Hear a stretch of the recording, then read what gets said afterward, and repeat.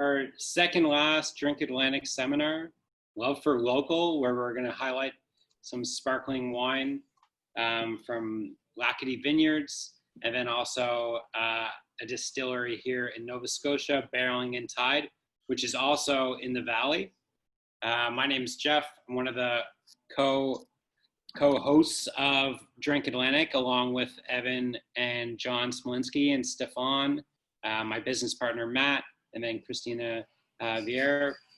We're very proud and happy for you to be here, and happy that you've participated in Drink Atlantic, and we hope that a lot of people have taken away some valuable information and, might even be excited to come visit Nova Scotia.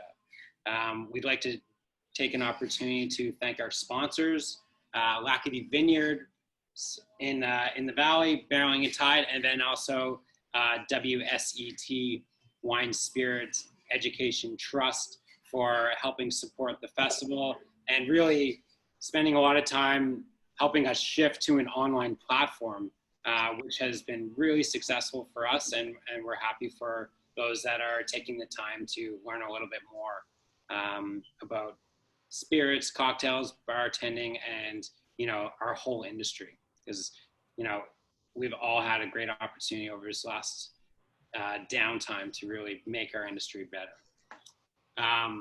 Today we're gonna chat with the head winemaker at Lackady Vineyards, Bruce Ewert, great, fabulous man that has really kind of transcended sparkling wine here in Nova Scotia to great heights, and has garnered a lot of awards for the wines that he's made. He's made wines all over the country, British Columbia as well. So he brings a lot of that expertise and knowledge to us from the West Coast.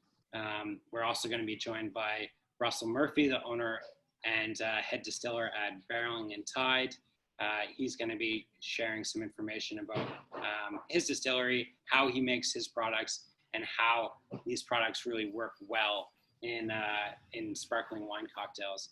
And then last but not least, we've got Ellie Rideout from Ostrich Club and Little Oak joining us, fabulous bartender here in Halifax, and she's going to share her favorite sparkling wine cocktails and get started with them. So how's everyone doing so far? We've got some late joiners, hopefully. Bruce and Russell. I see you there. Hi, Bruce. Hey, Russ. Great to see you guys both. Thank you for joining us. So, thanks, Jeff. Sparkling wine cocktails, one of my favorite styles of drink, because it's really easy to consume and kind of fits with, having nice food and drink. It's a great aperitif. Do you remember, Bruce, your first sparkling wine cocktail that you ever had? Well, it's, I have to go back to my Peller Estate days when we used to do some Charmat sparkling in Ontario at their head office. And that was my first introduction, mainly mimosas, that sort of thing. And nothing like out here where you can have beautiful Nova Scotia blueberries and so on. But that was my first type of cocktail. Yeah. So as a winemaker, how do you feel about someone taking, that amazing product that you're making and, putting it into a cocktail and mixing it with other things? Is that frowned upon, or how do you feel about that? Yeah, well, I think our winery is known for its authenticity, meaning traditional method sparkling, fermented in the bottle. We don't artificially carbonate. So yeah, when I guess going back 14 years when we first opened, I would have said no. You cannot fool with my kind of a brick wall European reaction to dealing with wine. But the whole market that you guys are in is just incredibly creative, and it's grown so much in the last 10 years. So I'm good with it now. But there was a time when I was kind of, well, no, don't do it. But now it's just beautiful, beautiful creations. That's kind of the way I feel about making cocktails with vodka. Um, there was a time when it wasn't my favorite ingredients, but now I have a little bit better appreciation for vodka and those that love to drink vodka. So tell me a little bit about the process, how you make the sparkling wines at La Kitty. Yeah, I think first of all, you have to step back and look at our region, and why sparkling wine is so significant for us. I used to make the same style of wine in BC, but a lot of times those 40 degrees Celsius days in the Okanagan, coupled with warm nights, the sugars skyrocketed, the acids dropped, and you had to pick it, usually making a compromise in some way. And the resulting base wines were a little bit boozy, a little bit, approaching 13% alcohol, and not the acidity that sometimes I wanted. Riesling-based cuvées were good.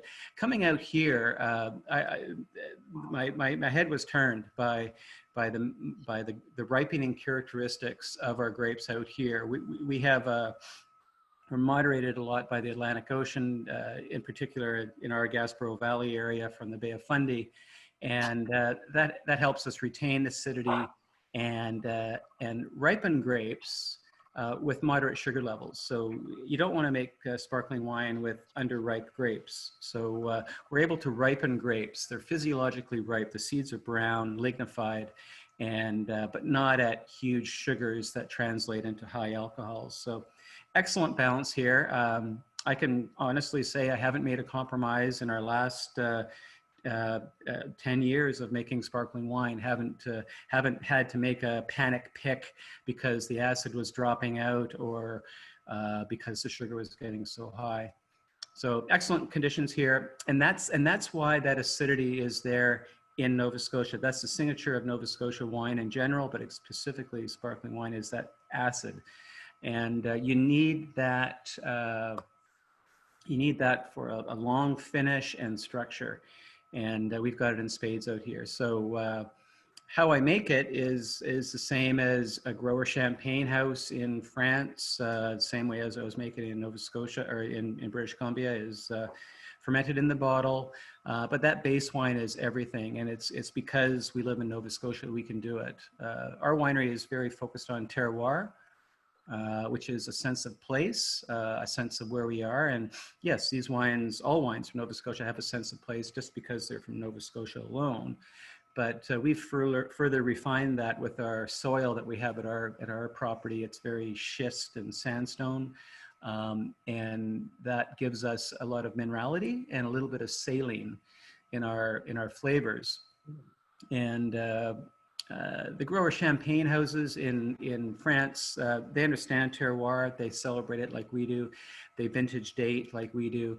The bigger champagne houses, they tend to have a house style, and they tend to always want it the same. Hesitate to make examples of fast food, but I won't. But always the same around the world.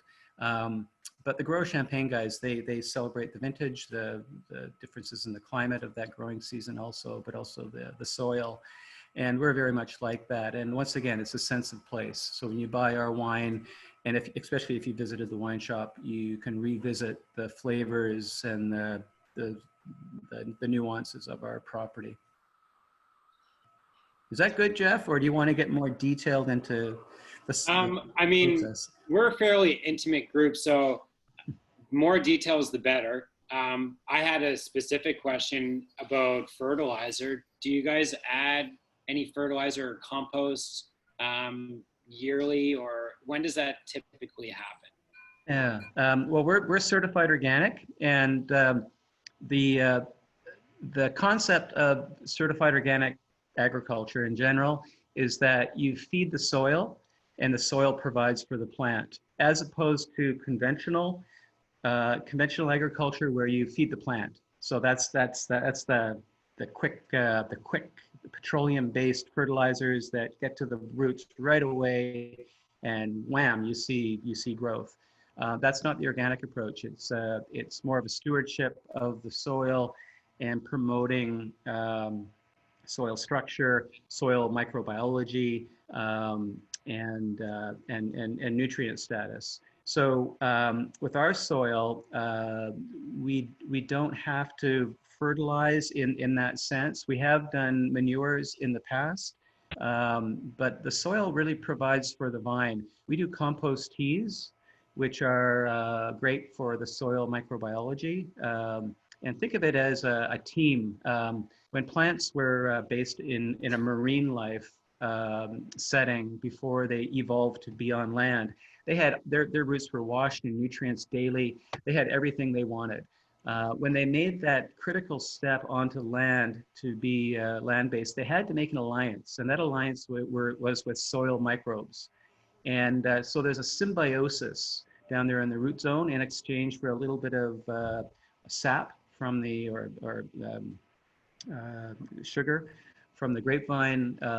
The organisms down there, mycorrhizal fungi, for instance, if we want to get really geeky here, is one of the significant soil microorganisms that help provide nutrients, make nutrients available that normally wouldn't be.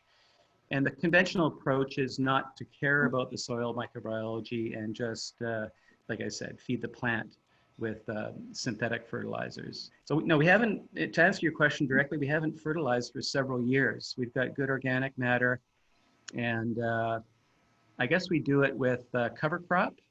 So we plant things like clover and vetch and other nitrogen fixing plants on our cover crop. So the organic approach is not to have bare soil. And then we plow that in, and that it's called green manure, and that provides more soil structure and more nutrients for the soil. Very interesting. I'm starting to do my own gardening, and so I'm trying to soak up as much information as I can, just kind of like a Nice. plant. Switching gears a little bit, do you have a favorite spritz or sparkling wine cocktail that you like to enjoy? Well, yes, I do. As a matter of fact, I tend to like gin, and I'm going to focus on Barreling Tide's gin here. So it's called French 75. I really enjoy that.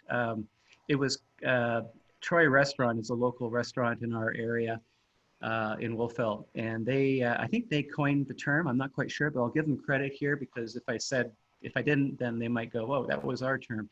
But they called it Acadian 75, which really made it a regional cocktail, and it was really cool. So that blend of gin and our vintage cuvee from gin from Barreling Tide and our vintage cuvee is wonderful. I don't know. You guys probably hear stories of people talking about, I was on this patio once at this restaurant at Little Oak or some other restaurant, and I had this cocktail, and it was a moment. You remember it forever.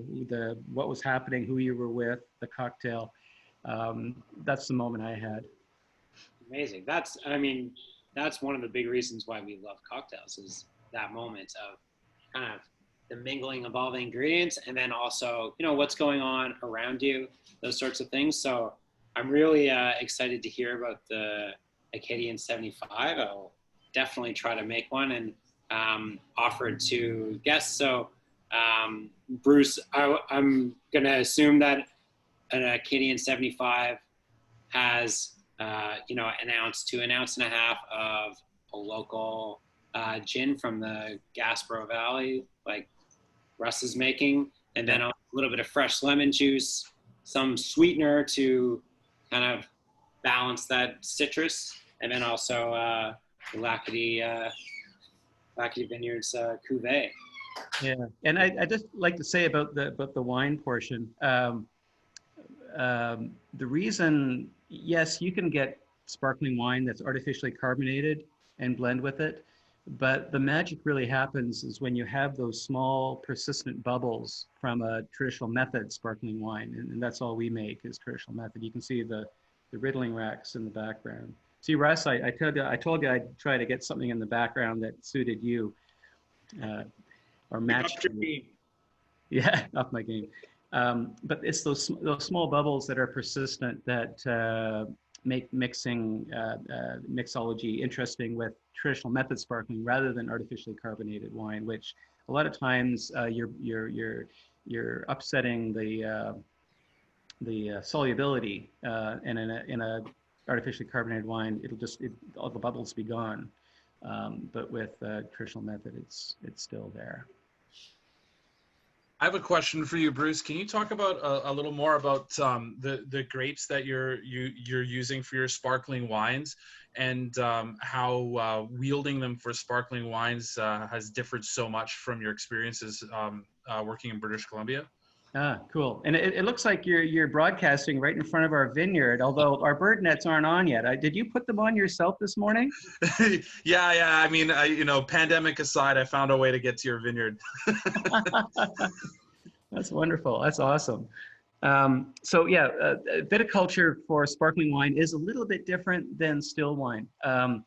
So the goal with sparkling is acidity. I mentioned that already, but it's ripeness as well. And for our still wines, and certain blocks on our estate, for instance, we'll do a lot of leaf removal around the fruit zone, usually just prior to your picture, John, with the nets on it. Prior to that, to let the clusters be sun exposed, and they get kind of a tan, just like us. They tan just like us, kind of golden grapes. And with our still wines, we do skin contact, our estate Lacadie, and that adds to the flavors of our estate Lacadie, as opposed to sparkling, where it's always whole cluster pressed and right after it's picked, and we don't have any skin contact. In fact, skin contact is to be avoided.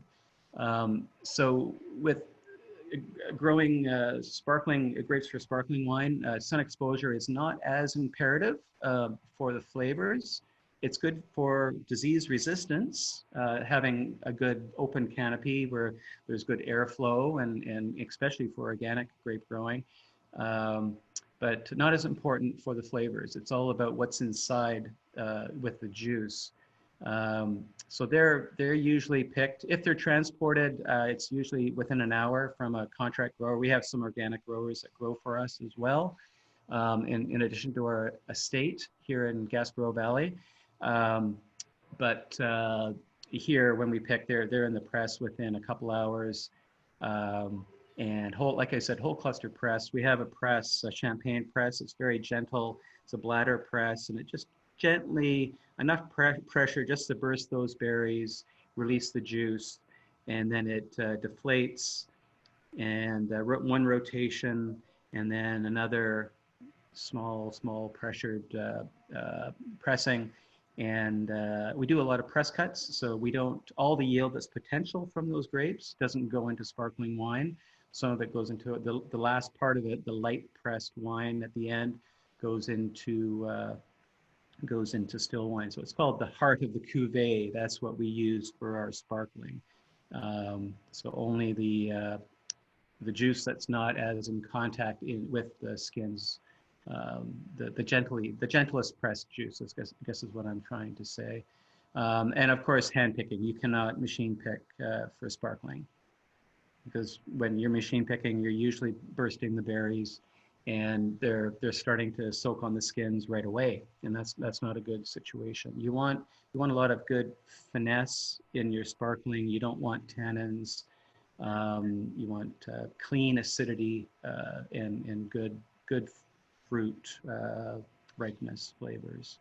Does that answer your question? Yeah, and then just a follow-up in terms specifically, and I know we're in Nova Scotia right now, but specifically for when it comes to varietals and blends, there's a lot of people here that are not from the Maritimes. Can you talk a little bit more about what the grapes themselves do, or which grapes that you're using, and how that makes your sparkling wines unique?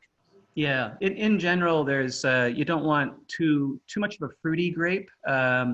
There are some aromatic grapes out here that really suit still wines. New York Muscat's one of them. There's other Muscat varieties, Antonel. Usually sparklings don't fit very well with that. The French have a word, it's called harmony.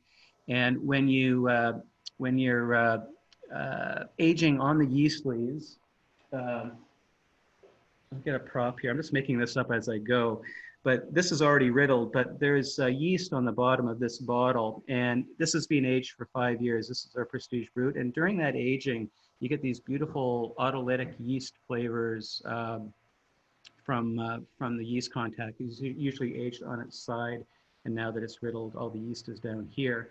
But it has to be in harmony with the base wine. So we specifically chose our site because it's northwest facing, but because of the rocks, schist and sandstone. These are ancient seabed material that has a lot of minerality. So you know, if you plowed our soil, you'd find a lot of rocks, a lot of gravel, very well drained. And we tend to get more mineral flavors, a little bit of saline, and that is in harmony with the yeast contact flavors that you get. So there's one grape in particular, the Lac-Qui-Dix grape, is what's the best word for it? Native variety for Nova Scotia. There's varieties in other parts of the world, in Hungary and Romania, that people have never heard of, and most people can't even pronounce. But they're the native varieties of that region. And a lot of times they've been pulled out to plant Merlot or something that's hipper, or Chardonnay, because it's easier to sell at the table of a restaurant. But there's some really neat varieties all around the world, and Lac-Qui-Dix is one of them. And it turned my head. My wife is from here 9 generations, so she's I think she can map her lineage back to the Mayflower or something like that, something crazy. So she has a lot of family out here in the States, but also in Nova Scotia. We came out here on a lot of working vacations when I was a winemaker in BC, and tasted Lac-Qui-Dix, the Lac-Qui-Dix varietal in still wines, and it turned my head. There weren't any bubbles in the province at the time. This is 1999, 2000. And I thought, well, that would make a very good sparkling, because there was that ripeness that I mentioned earlier. In BC, I was using Riesling, Chardonnay, Pinot Noir, Pinot Meunier. These are more or less the mainstream varieties that are used, especially in Champagne and Germany. But the Lac-Qui-Dix grape turned my head. So when we came out here, the goal was to make sparkling with Lac-Qui-Dix. We did a lot of bottle ferments when we first moved out, and it's in harmony with the yeast contact once again. And we turned the heads of the wine world with it, with winning in Champagne's backyard at Effervescence du Monde, 2 years in the last 10 years, a silver medal for a Lac-Qui-Dix, 100% Lac-Qui-Dix based cuvee. And in London at Decanter as well, 92 points out of 100. So it's been presenting itself really well to the world. So that's one of my favorite varieties to make sparkling from. Also, we have Chardonnay and Pinot Noir planted, and we have some contract growers that have it. And those make interesting sparklings in Nova Scotia. Much more acidity than you'd get in BC with those varieties. But it doesn't stop there. There are some red varieties that you can make a Blanc Noir with out here that suit really well. Maréchal Foch, we do a sparkling rosé brut with that, and it's quite nice. What other varieties do we use? Céval Blanc sometimes. There's very good acidity with that for structure. In Champagne, the Chardonnay, Pinot Noir, Pinot Meunier blends, they all bring something to the table. Chardonnay brings structure, Pinot Noir brings a fatness, Pinot Noir or Pinot Meunier adds a small element, third element. But out here, we've been blending the grapes of Nova Scotia as well. Not so much those varieties, but other varieties. And there are blends that behave really well. So that's why we call it vintage cuvee. It's vintage dated like a grower champagne, but it's cuvee. This is actually a blend, 5% Céval Blanc, and then the rest is Lac-Qui-Dix. And it's always from the same location in our vineyard and one of our contract growers where the grapes come from. Awesome. That's amazing, Bruce. Thank you for all that insight into your beautiful sparkling wines. It's always great to learn a little bit more about our Nova Scotian products and how they're made and why they're so tremendous. So appreciate your time there. Now I'm going to chat with my good friend Russel. Russ, tell me a little bit about your products that you're making. You've got a huge line of liqueurs. Can you tell me a little bit about the process with how you make your liqueurs? Yeah, for sure, Jeff. I mean, I appreciate you guys inviting us on and sharing our story. Currently, right now, we work with over 12 local farmers and producers in the valley. Barreling Tide Distillery doesn't own any farmland or anything like that, but we do partner with local producers. Over my shoulder, right now we have about 9 different liqueurs that we produce. Last year alone, we procured about 22 tons of fruit out of the Annapolis Valley for our liqueurs alone and our rhubarb gin. It's a staggering amount. You know, when you stop and think, you know, a ton being 22,000 pounds, it's a few truckloads, to say the least. So here at the distillery, our whole idea was that kinship and the partnership with the local growers. So everything is sourced literally here on the valley floor and from around the surrounding farmlands. From our doorstep, we literally see like the Noggins, the Sterlings, the farms that are just a stone's throw away. And that helps reduce carbon footprints and keeps it, you know, hyper local in that sense. We do everything here on site with the liqueurs in the sense that for most of them, and I'll speak in a second about the cranberry, but we do all ours off of a fruit ferment. And so we ferment and distill almost like in the case was, because I see the cherry, which is a personal fave, I think. My personal is basically for us, we ferment it, distill it, and it becomes a kirsch. But what we do is we take that schnapps or the kirsch of whatever fruit we're using, and then we re-rack it on some of the unyeasted fruit that we got from the farm, you know, maybe a week or 2 later. We only pull out what we need for the ferment at that time. But basically, we just, you know, start with the schnapps as our base instead of a vodka, which other people may or may not do. And then after that, we just, after the schnapps is made, we rack on the fruit.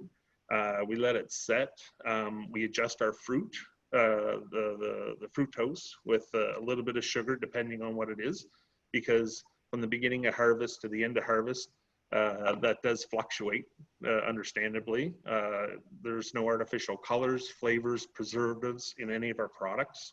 So you're getting that full natural flavor and that profile that you want to expect. And even as a mixologist, that's the flavor and that help on the canopy that you guys can, you know, paint some really wicked cocktails on.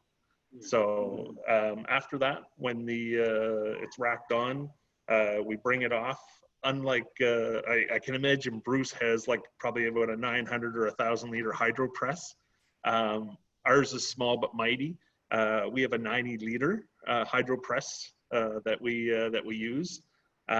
Small batch, and I can't sincerely stress that enough. It's you know, we basically will do maybe 150 bottles, you know, little pints, 375 ml.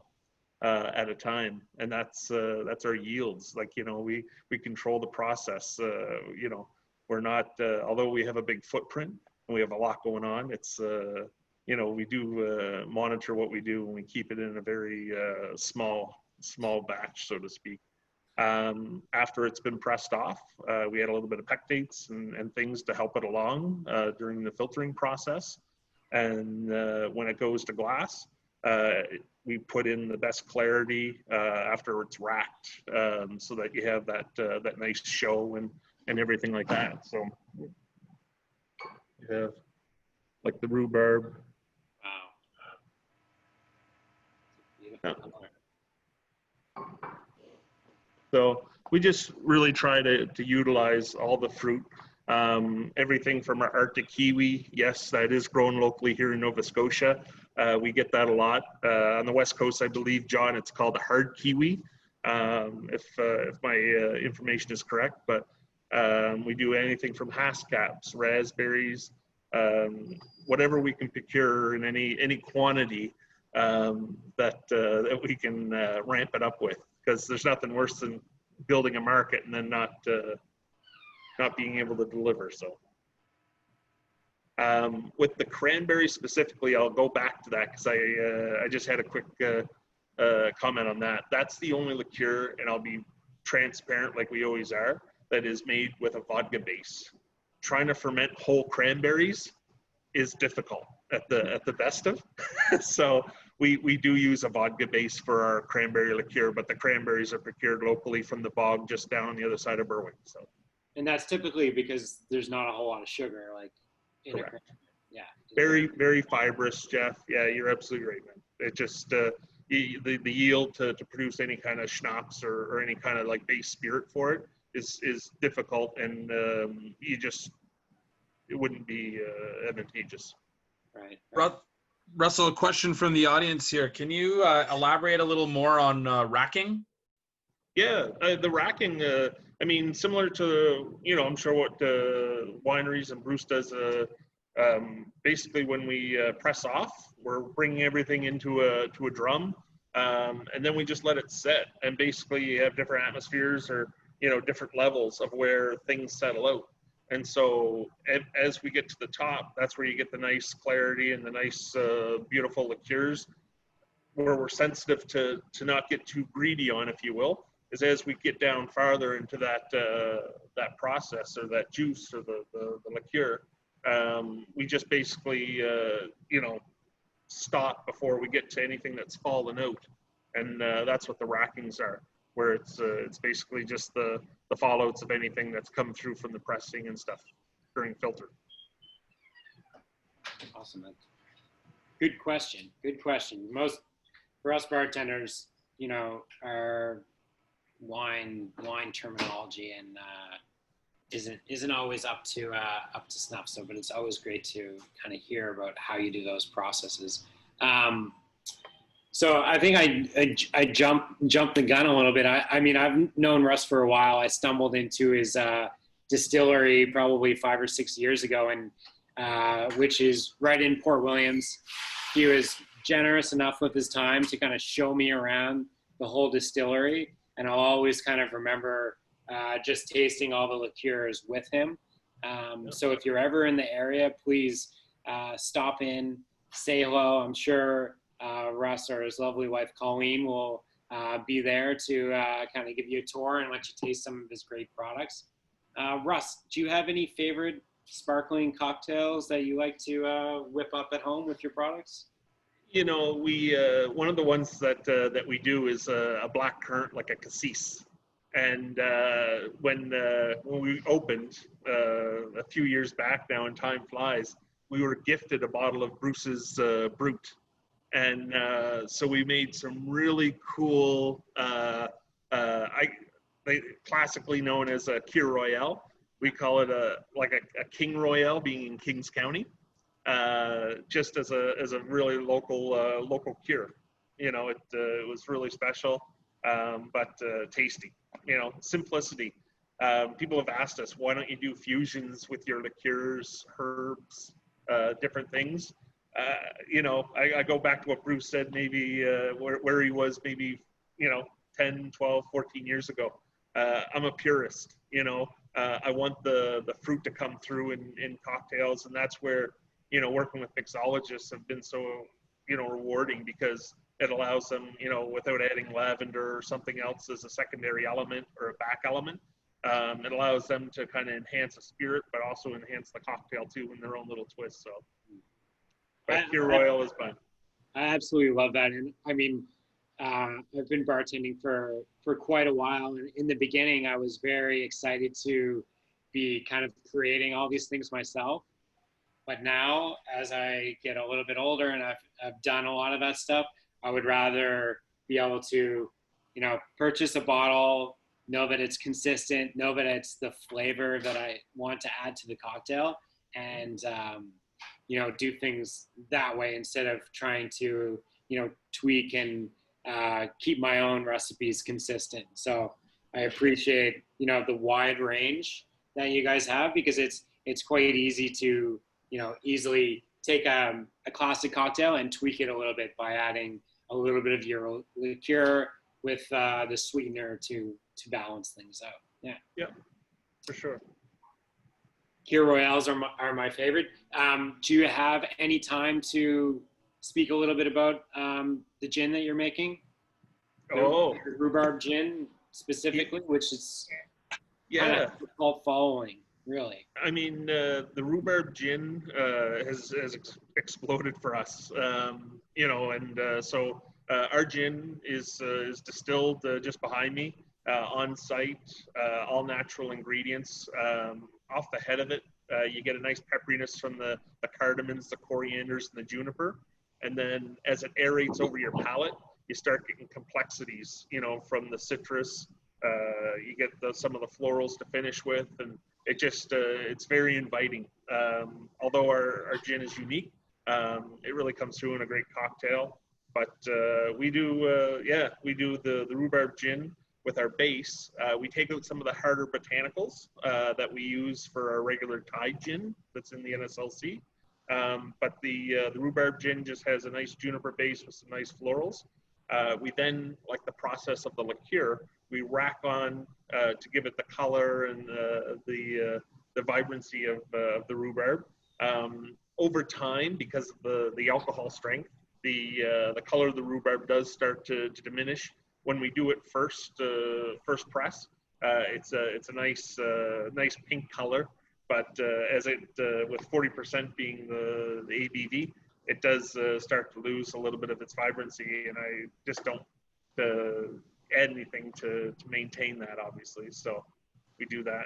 But one of the other cool projects, not to go too much off track, Jeff, in the fall when Hurricane Dorian hit Nova Scotia, we were scheduled to release our Dorian Drops gin at Saltscapes this year. It's a stone fruit gin that we procured 3,000 pounds of fruit out of the Annapolis Valley at the peak of ripeness as the hurricane rolled through. So the peaches came from Noggin's Farm in Greenwich, just outside of Wolfville at Sterling's. We procured all the plums. And so we froze them down all winter and made a really cool stone fruit gin with a limited release of only 615 bottles. That's exciting. Making Dorian 75 there with the peach stone fruit gin and some Lackey Brew would be. That's what I think. You'll probably see Bruce and I in a chair somewhere on a patio this afternoon, because as I close up shop here, I live over in the Gaspereau Valley as well, so it might be a day in the making. That would be great. I would love to get an invite to that. I haven't been to the Valley yet this year. There's another question here, by the way, just a quick one. Are you using NGS, Russell, or are you making your own spirits in house to make your gins?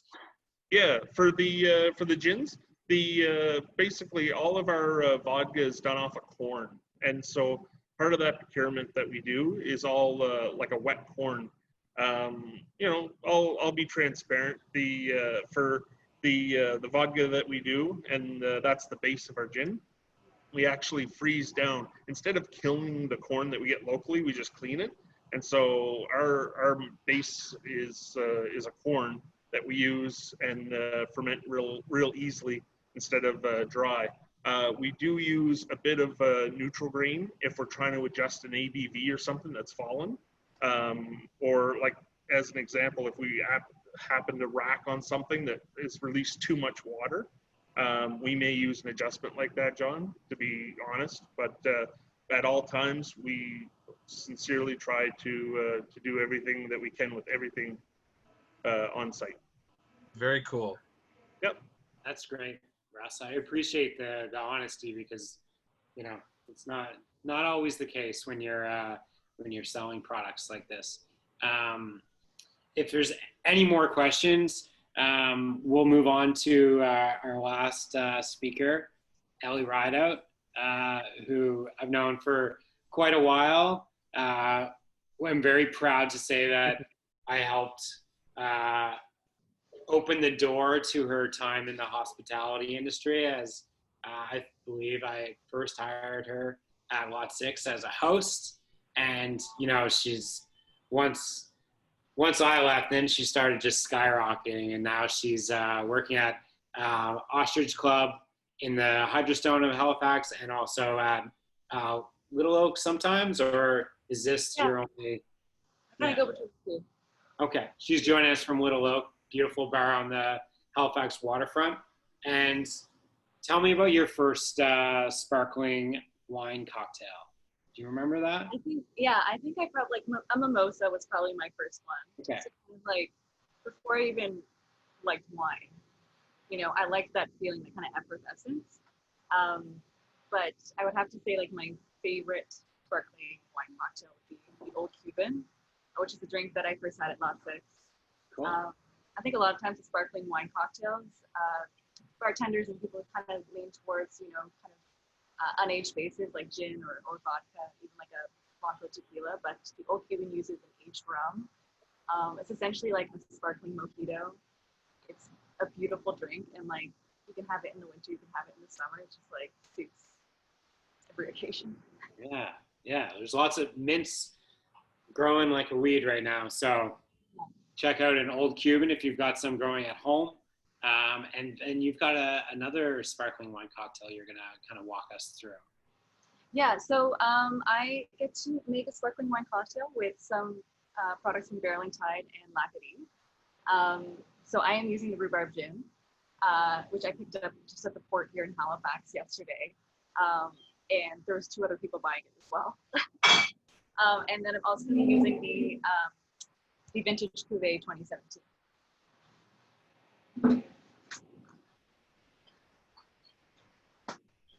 Yeah, for sparkling wine cocktails, I think like the one that's kind of, you know, you need to take like the least seriously is like the spritz, because there's just so many things you can do. You know, balance is important, but like you don't need to be like overly anxious about being precise.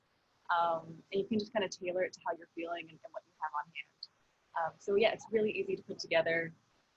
You're just heading out on the patio. So this is gonna be a little spritz.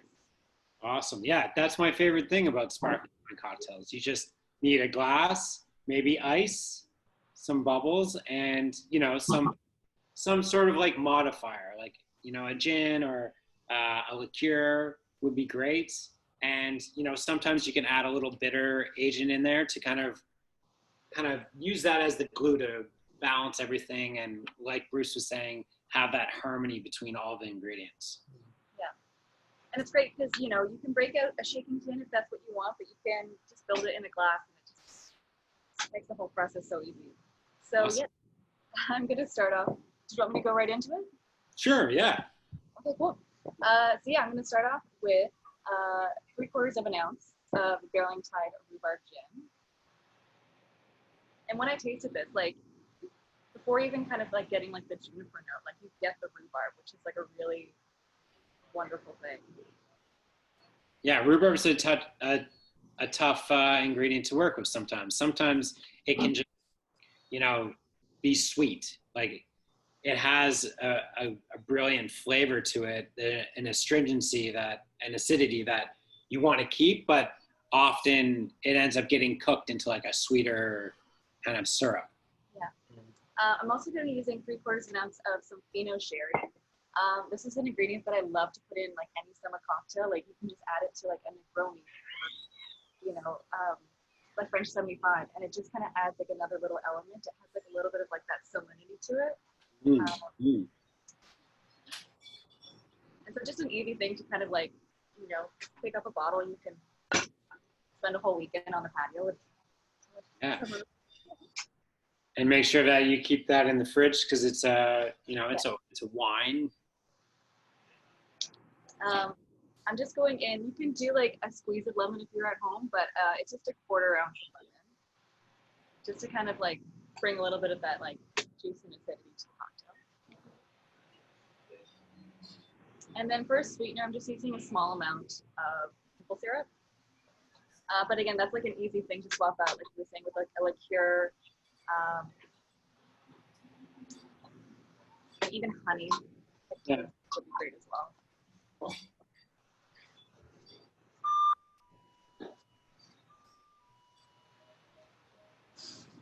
You could even use one of Russ's liqueurs as well as a kind of sweetener. Has some acidity too. Yeah.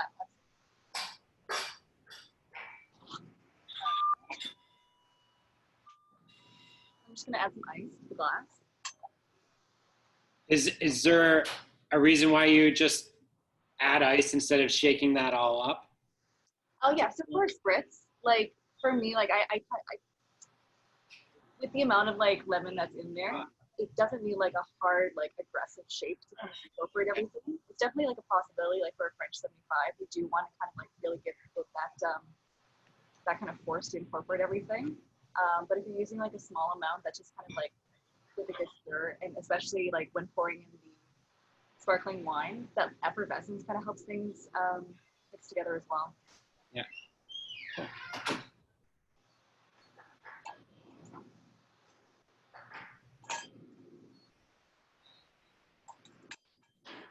It already looks beautiful with the color of the rhubarb.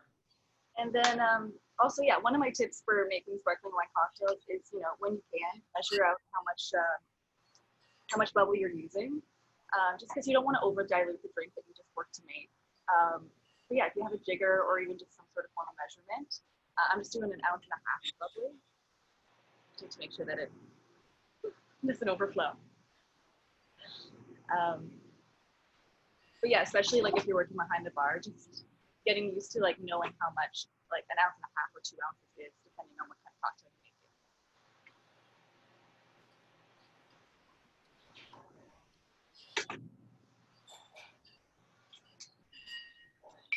Just gonna give it a little stir.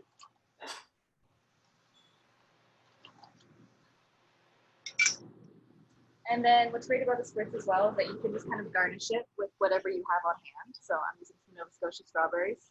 They go great with the rhubarb. Yes, they're in season. And some fresh herbs, like basil would be great, but I have a little bit of thyme here as well. So there you go, little Scotian spritz. Cheers. And what were you calling that, Ellie? I'd love to. Oh, here, I just call it when I was kind of came up with the name as you guys were talking about your Acadie 75. So a Scotia spritz, Scotian spritz. Scotia spritz. So, for all those that want to make this at home, you've already got the recipe right there. Perfect. Ellie just entered it into the chat. If you're looking for the recipe, I'm gonna write that down and probably give it a try a little later. We are. I am probably about 2 hours away from our first soft opening for our new wine and cocktail bar here in Dartmouth called Dear Friend. So I've got my staff, you know, running around doing the last minute things, and I might have to make one of these up after service tonight and kind of celebrate our big night. So thank you very much, Ellie, for your time. That cocktail looks wonderful. I'm jealous. I hope you enjoy that on the patio out there on the sunny day.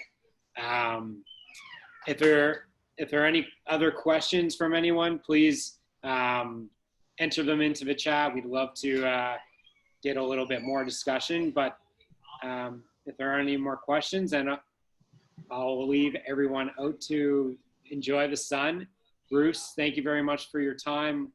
Russ, thanks again for joining us. And, you know, it was great to hear about your guys' products, how you're making it, and cool to have those local products come together to make the cocktail. So question for Russell and Bruce here. Can you talk about the balance of being local with scaling your business up? Does that make sense? Especially as craft producers. That's a good question. Bruce, you're muted there, my friend.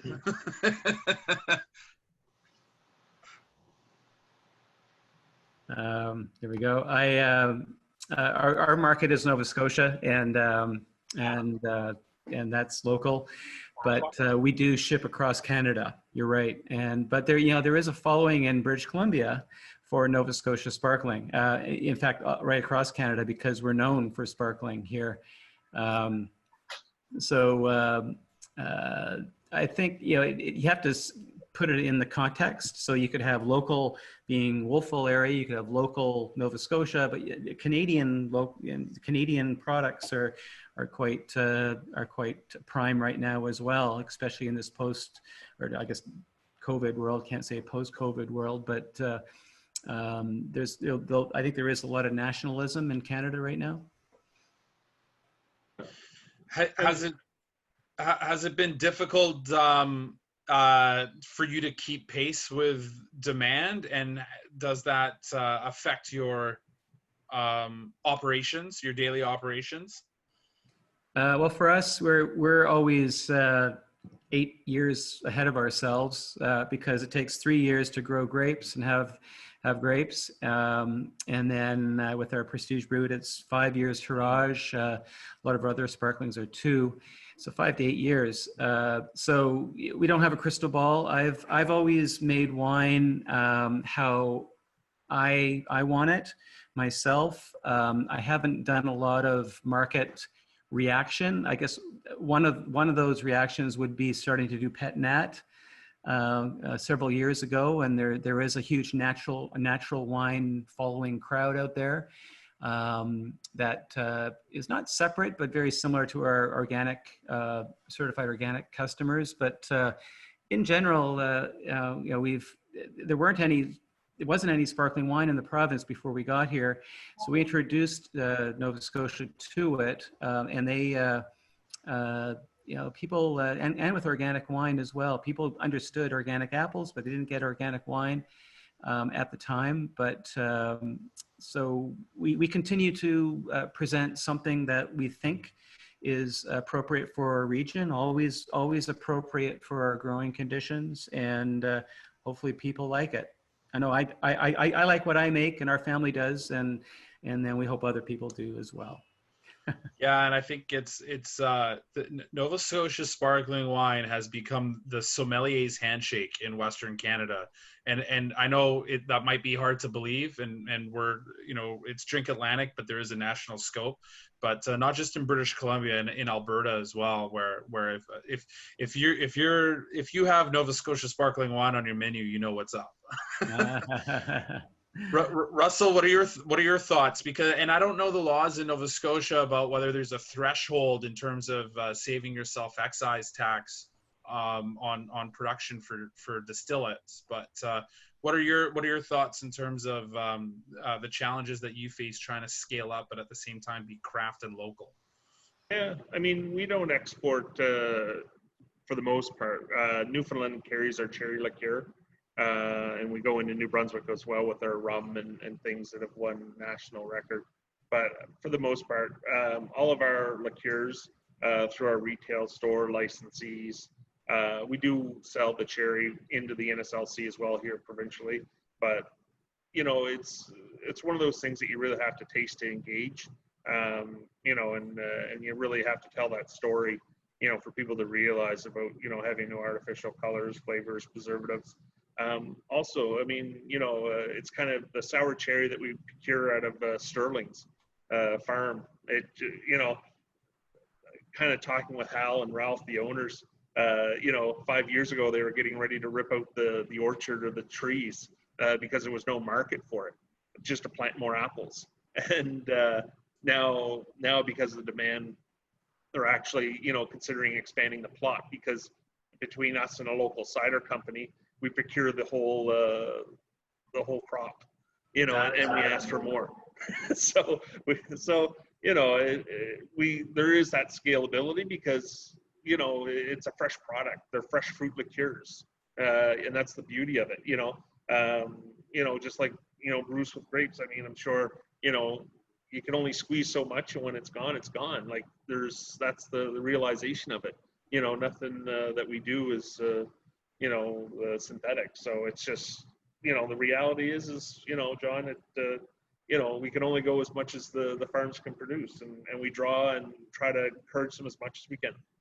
But still, that's I mean, personally, that's fascinating, and it's the art of farming is not dead, and it's alive and well in Atlantic Canada, and that's very cool. One other question that I had for you actually is, how do you plan out your new SKUs or new flavors? Are you paying attention to what bartenders and mixologists are saying? Like, for example, there's a huge push right now in the bartender community for more actual stone fruit brandies, like actual distillates, right? And it's hard for bartenders and mixologists to help try and recreate some of these old recipes that they used to or that appear in books. What's your process when you're thinking of new flavors? We look at the supply chain, and we consider, what the product is, what's involved with the process, as we already talked about the liqueurs, in terms of making them available, and what the market is. We do special labels for people for, like, liqueurs like autumn olive and aronia berries and stuff that never get listed, that people don't know about. But there are those special private labels that we offer as well. But on a mass scale, I'm busy enough, man.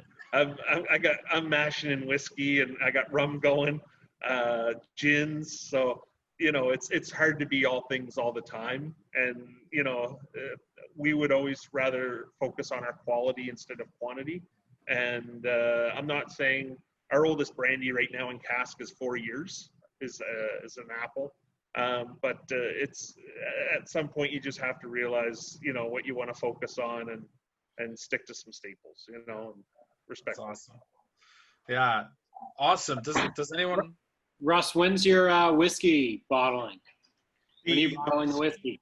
Yeah, in our inception, we were front heavy, so we focused on our rums and stuff in the initial year or so. So next year is by federal regulation, which is 3 years, when our whiskey can legally be released. But I hope excise isn't on this, but as you sleuth off and try it every once in a while.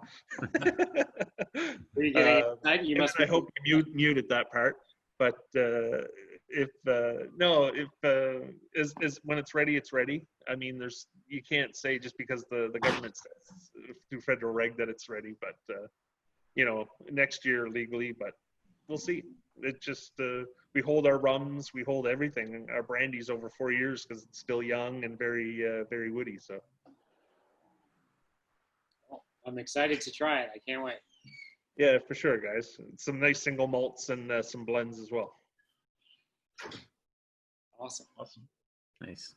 John, does anyone else have any other questions?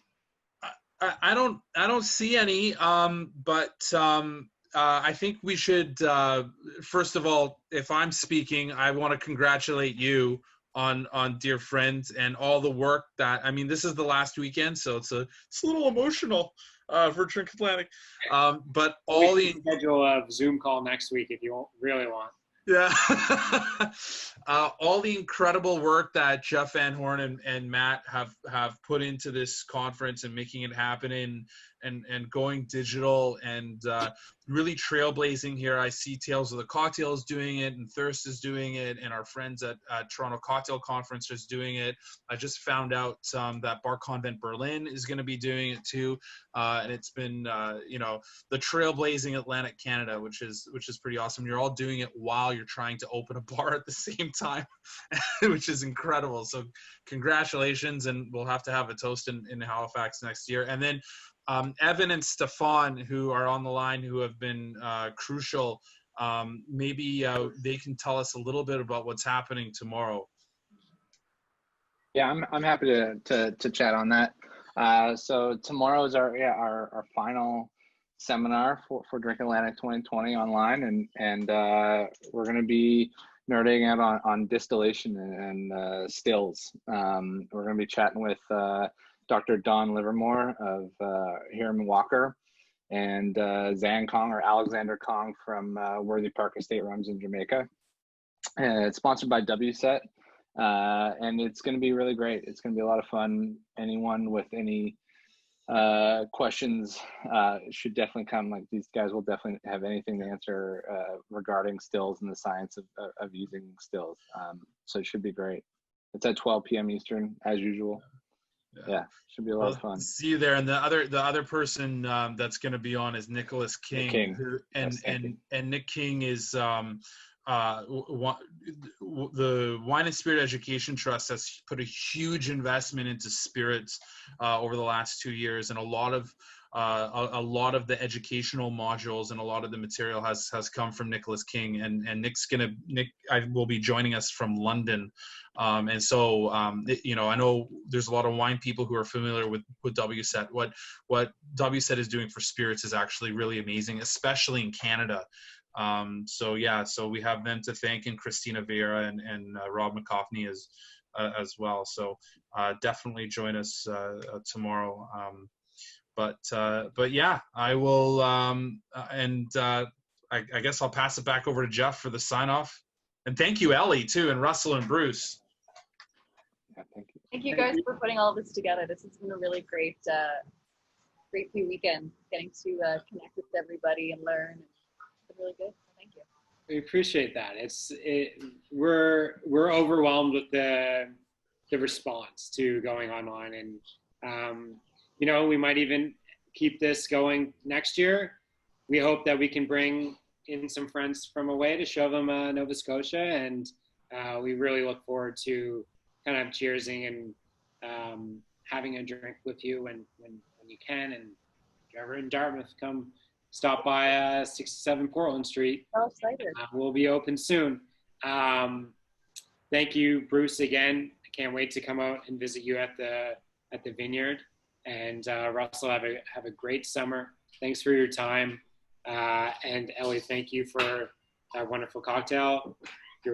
You're working tonight at Little Oak or Ostrich Pub? Thanks. No. So I'm gonna go take these ingredients and make some drinks for my friends. Nice. Awesome. Well, good to know that it's not going to waste. Yeah. Thanks again, everyone, for joining us, and enjoy the rest of your Saturday afternoon. Thanks, everyone. Thank you very much, guys. Jeff. Happy Saturday. Bye, guys. Cheers.